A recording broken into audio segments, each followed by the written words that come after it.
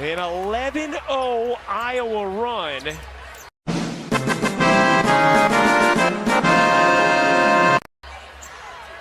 As one of the arena cameramen got hit there after the bucket, and the officials stopped play. Right here, this is Caitlin Clark all on her own, jumping out to double team. She sensed that she could get the steals, that she could create some havoc, and she did, and got the layup the other way. And let's go. Gabby Marshall approves.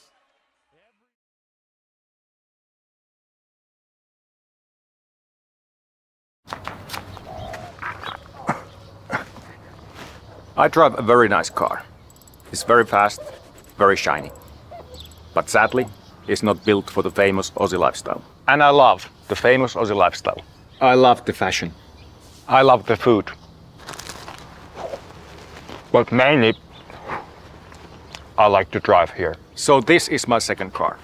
Designed for my second home, Australia. Bike rack, rod holders, roof racks, thong storage, built-in pie oven, freshwater shower. Oh, hey Barrow. Valtteri is having a little shower too. Budgie Smuggler drying system. BRS, bug reduction system.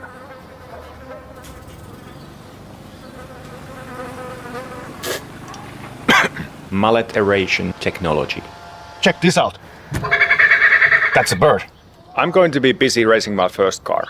So I put this baby on Uber Carshare. You can rent it for free because I am very rich already. Australia's home of second cars. Valtteri will miss you. Come on! What more can he do? That's what this sport's all about right here. I mean, that is incredible. That bull is such an athlete. Okay. Red Bull, Ferrari, Mercedes, Aston, now McLaren, all have a speed on the straights. Our shot is battling in the turns. We need to build our car for combat. How am I supposed to make that safe? Who said anything about safe?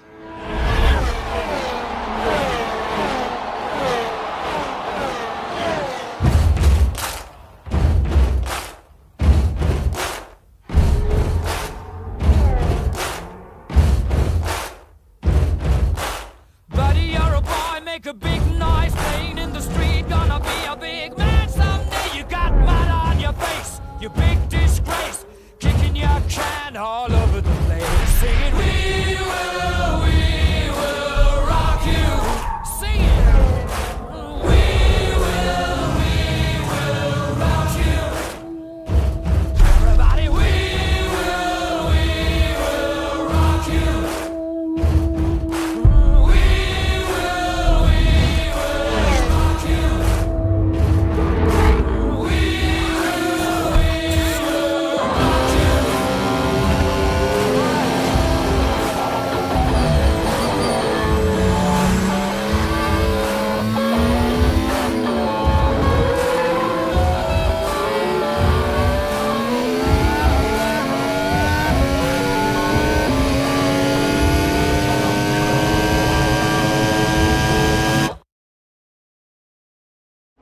Fine place means we get the green flag at the back. Here come the lights in Lusail.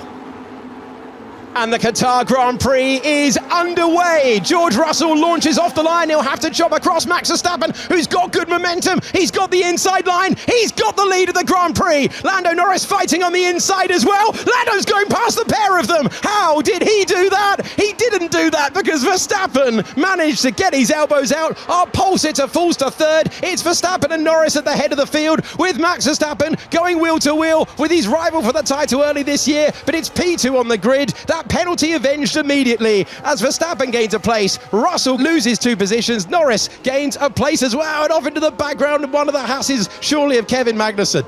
Ocon and Colapinto stranded at turn 1, and they are out at the first turn. Ocon's going to dive round the outside at the first corner. And Hulk's just got absolutely no grip, so he's already locked up the right front. He's got Alex Albon just ahead, and he's nervous about hitting the Williams. Then he's having to turn, and that causes the spin. Let's have a look. So he's on the brakes. There's Albon. Oh, he's got no grip on that hard tyre. Round goes Albon, further on lap 1. Massively hit my straw. Yeah, copy that. I knew he was going to do it. I could tell. There's a 10-second time penalty for Lance Stroll for causing a collision. I think that's a racing incident in my eyes. The incident involving Lewis Hamilton for a potential false start is under investigation. Yeah, sorry about that, guys. So he's rolling as the lights go out. That's going to be a slam dunk, I'm fairly sure.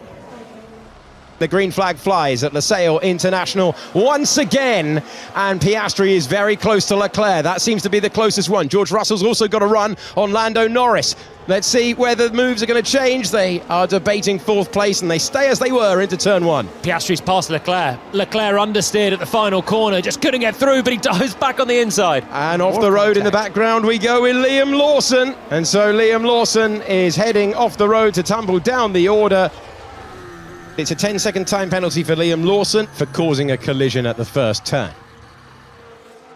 And this is the overtake for Kevin Magnussen. Yuki says go the long way round, and Kevin Magnussen is going to. Oh, fruity stuff from K-Mag. He's forced wide, keeps his foot in over the gravel, and then with a bit of gravel, jumps back up the inside. It's a lovely pass. No, from what we can see, Verstappen's tyres similar to ours. Russell behind, slightly worse than ours. Lovely move around the outside, and Yuki Tsunoda offering that inside move. Pierre Gasly going for the grippy racing line and taking the place.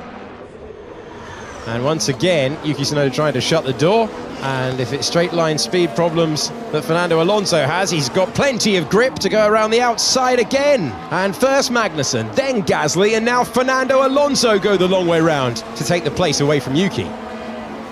Russell gets a new set of Pirelli tyres, and it's not quick. It wasn't quick on the front right. It wasn't quick on the front rear. And I think he's going to come out now behind these guys, where without that slow stop, he would have slotted out in front of them. So was that... Is it Albon? Was that the Haas? It was either the Williams or the Haas. They've both been whacked in the Grand Prix, so it could have been either. Check if you lifted for the yellow. There was a yellow in the middle of the straight. Yeah, there was. We'll have a look. Make sure he lifted. Let's listen in then, as he's going to blast past this. Check the board. Lando did not lift, folks. I hope you report that then. And then that mirror has been hit. Has it done any damage? I wouldn't expect too much damage. That said, that looks like a lot of debris from below Hamilton's Puncture for Lewis Hamilton off the road. Well, it coincides with all those shards of carbon fibre being deposited all over the start-finish straight as Bottas creamed through that Another one this time for Carlos Sainz. The mirror on the racing line, and Carlos Sainz has a puncture. 2 cars on 1 lap. So Max Verstappen has headed the race since lap number 1, took the lead at the start. Lando Norris nearly jumped from 3rd to 1st, but Verstappen had the inside line for turn number 2. Hamilton speeding 100%. He just brake tested me again. I locked both my fronts. There is a drive-through penalty for Lewis Hamilton for speeding in the pit lane. Perez has dropped down. That's not a transponder issue. Perez is no longer in the points. We are racing again in Losail. Perfect restart for Lando Norris. Yeah, terrible restart for Max Verstappen based on his previous ones. He's under pressure. Side by side we go for the Grand Prix victory. Verstappen versus Norris into turn 1, and they'll both be going deep. Verstappen hangs on to it. They went wheel to wheel again, and Verstappen hangs on to first place. Piastri gave it everything to get past Charles Leclerc. He couldn't get there. Verstappen maintains the lead. There's still moves going on. They're still swapping it over. Can Leclerc hang on to it? He can. Piastri's still in P4. You've got Russell in 5th. Under pressure from Carlos Sainz. Verstappen elbows out once again. Gasly gets past Sainz. He's up to 6th position. This is Sergio Perez. Let's listen in. His hard tyres not warming up. You could hear the rev spike as he went for it. I think that was driver error. That's Hulkenberg dropping the car, spinning into the gravel. It was a great sprint race for him. Ever since we went to the Grand Prix format, it's not been his weekend. It's a 10-second stop-go penalty for Lando Norris for failing to slow under yellow flags. That is effectively a 35-second penalty for Lando Norris. It's out of the points, given how many laps there's going to be left in this Grand Prix. Kevin Magnussen. Oh, he's not going to go around the outside.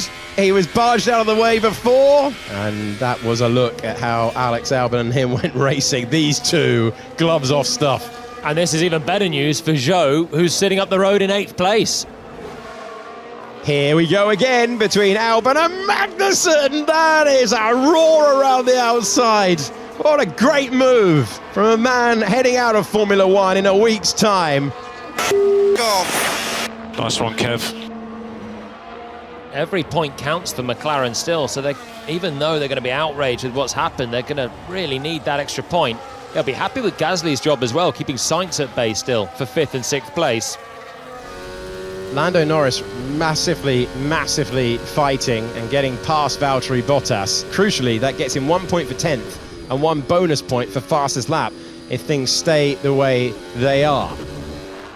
The Dutch driver will see the checkered flag first, and Max Verstappen cruises over the line to win his 9th Grand Prix of the year. Max Verstappen wins the Qatar Grand Prix. Charles Leclerc comes home in 2nd place. Oscar Piastri completes the podium, and we will see you next week for a title fight between McLaren and Ferrari. And welcome back to the top 10. Zhou Guan Yu and Sauber, they've finally scored in 2024. There were spins, there were overtakes, there were penalties, and there was victory for the world champion once again. Max Verstappen taking a big glug, celebrating, and it has been an illuminating kind of night.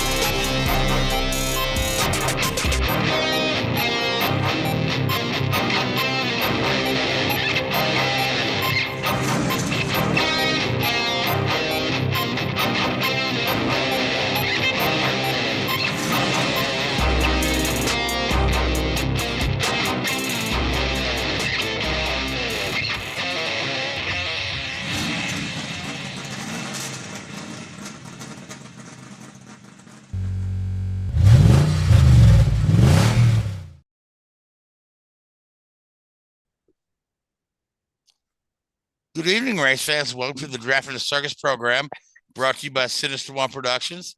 My name is Frank Santarashka. I'll be your host for the next hour as we talk about this past weekend in racing and some other really fun stuff too. Joining me, Richard Uden. How are you, buddy? I'm very good.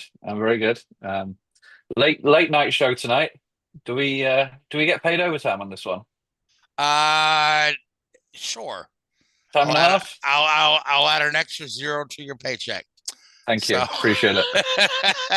Yeah, we are a day late and an hour over, but here we day are. Late and $1 short, I think, isn't it? That's the same. So 9:19 on a Thursday. What else could you be doing? You know, watching the Packers. I don't know.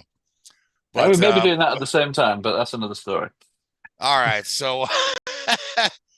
Again, you know, most of the major series are wrapped up. Formula One is still going on. They raced in Qatar this past week. Max Verstappen checked off another win. Yeah. Quite easily, but behind him, it was a very messy race. Very messy. A lot of penalties handed out. So, Richard, why don't you take us through it? Yeah, so for all of the troubles that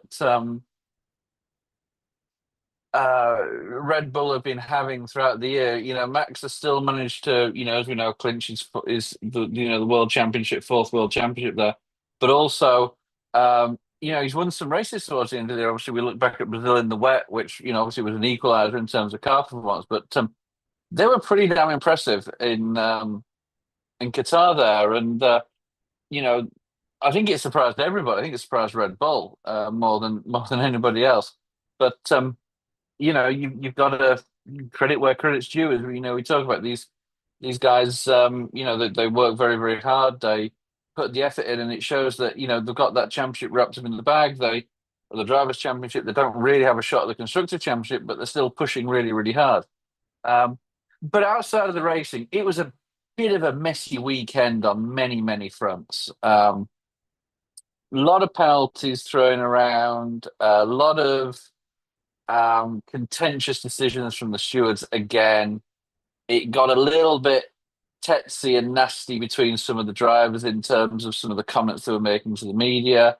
You know, it's almost like, well, shit, guys, the season's over now. We'll find something to create some drama, you know. Those Drive to Survive episodes aren't going to fill themselves. So, you know, you say it was all a little unnecessary, I think, and leaves a bit of a sour taste in the mouth. I mean, the big one you look at, obviously, was, you know, Max Verstappen got pole for the feature race. There was a sprint race on Saturday. McLaren 1-2 there. Lando Norris let Oscar Piastri back through to return the favour from the Brazilian sprint race. But come qualifying for the main race, amazingly, you know, Max managed to stick the damn thing on pole out of nowhere when he was, you know, struggling to run in the top 6 or 7 during the sprint race. And then, you know, he had an infringement, for want of a better word, during the cool-down lap where he was running too slow. And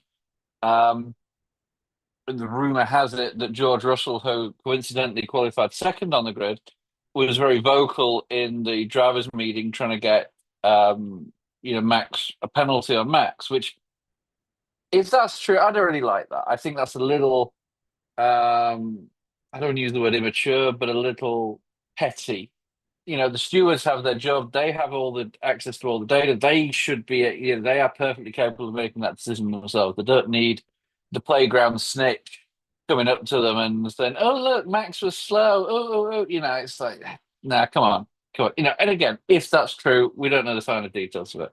You know, Max has made some pretty contentious statements over the years as well, so it's difficult to judge who's right and who's wrong in that situation. But yeah, but it's all good good fodder for the journalists to get their clicks. Yeah.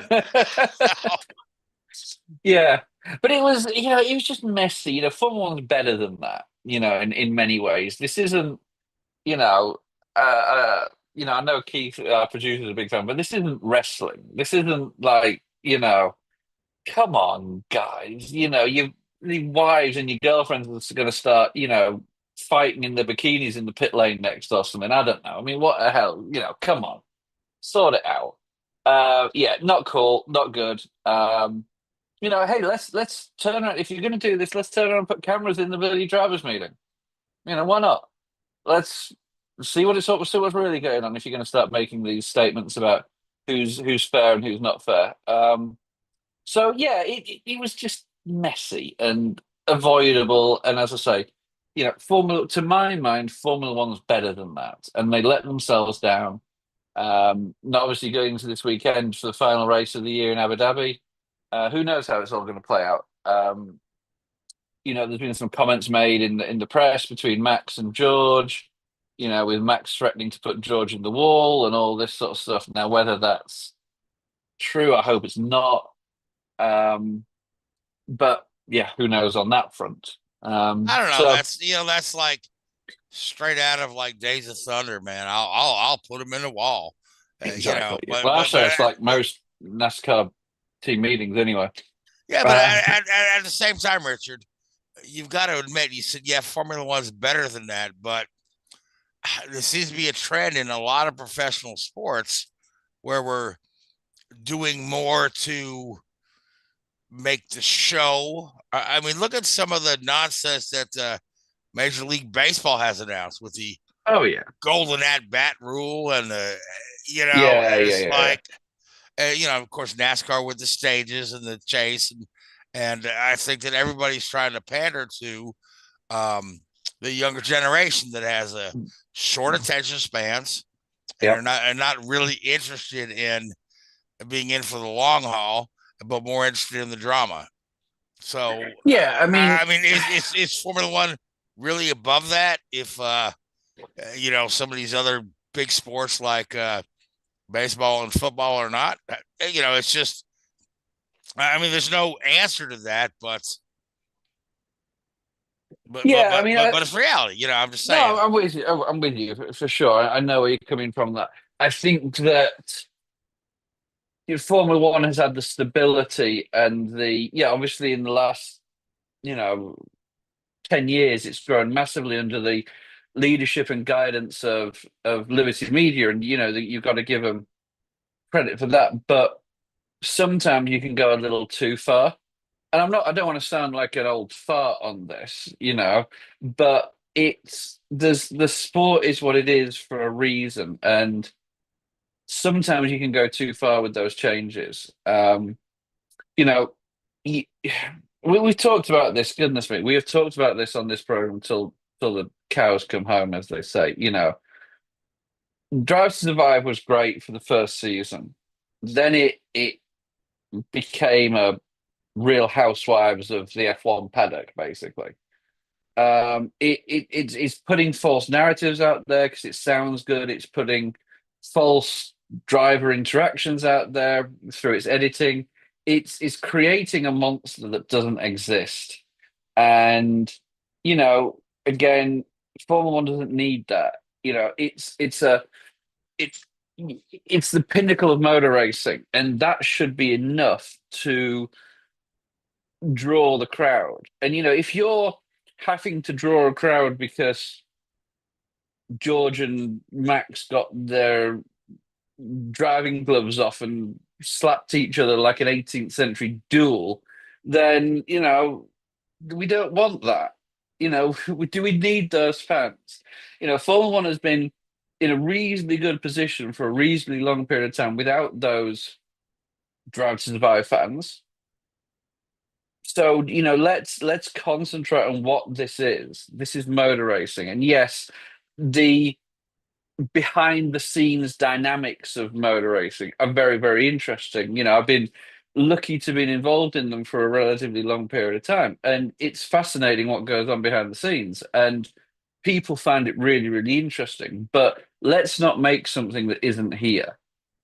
It's because then, as I say, if you are somebody that watches Drive to Survive and then watches the racing, you're going to watch Drive to Survive and you'll see these two drivers hate each other, when in fact, in reality, they're really good friends. And you're like, well, hang on, it distances people. Don't detract from what's really going on. So, yes, you do sound like an old fart. But I am truly an old fart, and I agree with you wholeheartedly. But at the same time, I see what they're doing with this, and I see how they're trying to, and I see it across the spectrum of all sport. So, I mean, is it avoidable? I suppose. Will it hamper the series from gaining new fans? I don't know. You know what I mean? If you can draw those fans in with this, and then hook them on the, the mystique and the. But I just don't know that. Now I'm really gonna sound like an old far. I really just don't know if young people will plug into that. I guess it's what you're looking for. I mean, one thing that amazes me whenever I go to I'm not being controversial here. It's something that I've seen more in the US than I have anywhere else in the world. You get a lot of people go to these sporting events because they want to go to a sporting event, not because they're a fan of a particular team or a fan of a particular driver or a fan of the sport. I was down in Charlotte a couple of weeks ago at the Panthers Chiefs game, and probably a quarter of the people didn't have a clue what was going on. They were just there because it was a social event to go to. No, that's great. If you're the team that puts bums on seats, that brings in your money. Great. But that's like is that really a sustainable model? Is that something that's really going to grow the sport and provide the sport with a solid foundation for the future?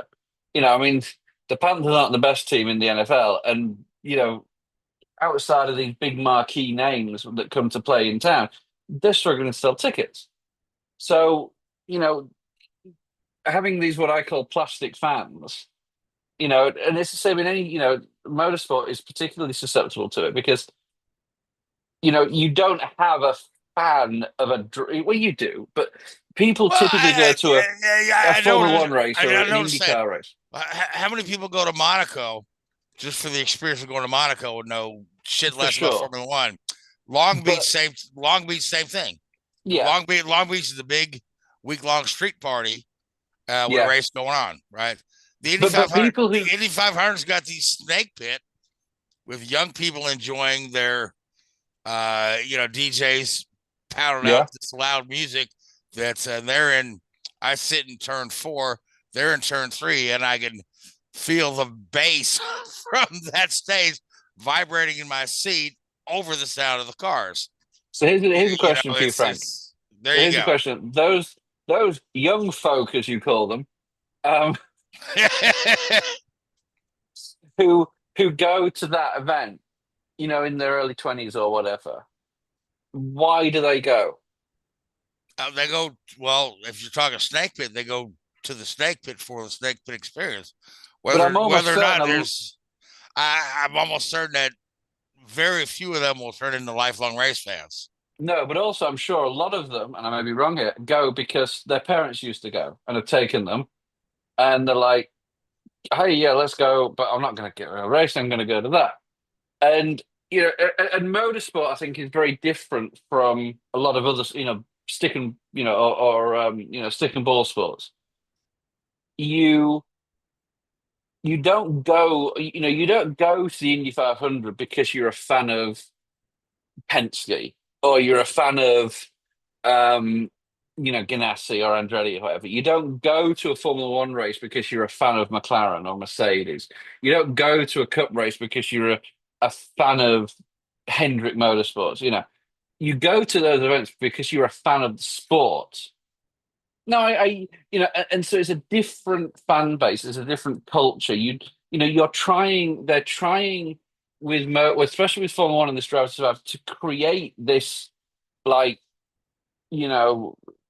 vilify a specific driver when you don't need to.